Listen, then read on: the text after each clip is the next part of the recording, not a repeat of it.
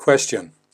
Does overcoming the fear of offending others by challenging and confronting false beliefs create negative karma?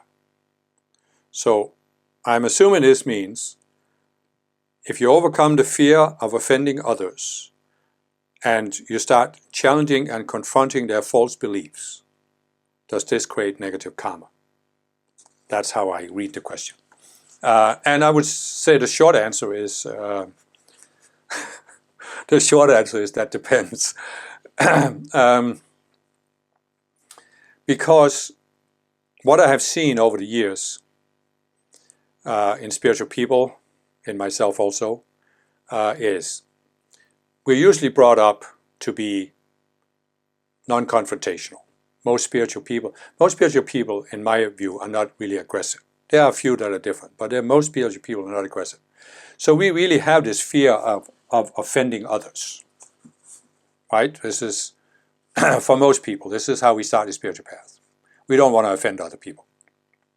And that means we are reluctant to confront their false beliefs, challenge people. We don't really want to do that. Then what can happen is that we find a spiritual teaching, a spiritual path. For example, in my case, it was in the Summit Lighthouse where the Ascended Masters were talking about Christ discernment. And the way it was seen was that when you have Christ discernment, you know what's right and wrong. You can look at any issue and you can see what's right and wrong. It's not really the way I see it today because it was an immature view, but nevertheless that was how it was seen. So many people, myself included, went into a period where we said, oh, but in order to exercise personal Christhood, we have to challenge other people. So now we start, and you saw this in the summit, where people became very judgmental. Not everybody, but some people did, and they would go around challenging each other. And quite frankly, this was, when I look back at it in myself, this was not really an expression of personal Christhood. This was my ego. My ego, who wanted to, first of all, seem like it was important, like it understood the teachings and the path, and it wanted attention. I mean, it was simply just ego. So you could say, I went through a period where I overcame my fear of offending other people that I naturally had. I became willing to challenge others because I thought, in order to demonstrate my Christhood, in order to do what was right for the Ascended Masters and further the Ascended Master cause, I had to challenge other people. For example, if I saw a misuse of power in a spiritual organization, I felt like I had to speak out and challenge it.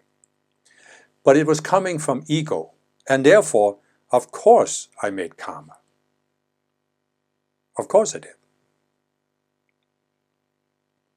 But that's not to say that it will always create karma, right? Because what was driving me at that time was, it was ego, but we break down the ego into these individual subconscious selves that I'm always talking about. And so I had certain of these subconscious selves. And as I started working on my psychology, what I'm talking about here was basically before in the 1990s, where I made this shift to realizing that I needed to focus on resolving my psychology. So that was when I was starting to challenge people. And I came from the ego. So then when I went into therapy and started working on myself, I overcame some of these subconscious selves. Not all of them, but some of them. And therefore I shifted. First of all, I became less confrontational. But I would, instead of confronting people, I would often just speak out in a more gentle way, in a more indirect way, often by using myself as an example.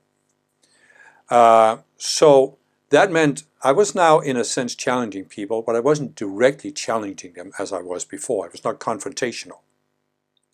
And that, of course, doesn't create karma if you're just making a suggestion to people and leaving it up to them what they do about it. And if you don't have a negative reaction, if they ignore you, I mean, before, if they ignored me, I would feel rejected. Afterwards, I wouldn't feel rejected if they ignored what I said. And so over the years, it's evolved to the point where I've gotten rid of other selves. So now, today, it's like, I don't have the attitude I should confront people. But when they say something to me that I don't agree with, I just say how I see it. And I'm not doing it for the purpose of challenging people or changing their beliefs. I'm not doing it because I want them to agree with me. I'm just expressing who I am and how I see it. And of course, when you get to that point, then it's not coming from ego. Then you're not making karma. But you're also, I think you're not doing it the same way, because I remember back where, I say I had overcome my fear of offending others, but I hadn't really. I had actually suppressed that fear. So that means that I felt I had to challenge people, and I had to do it in a confrontational way so that they had to agree with me. In other words, what I said was right, and what they were doing was wrong, and they had to see this. It was black and white.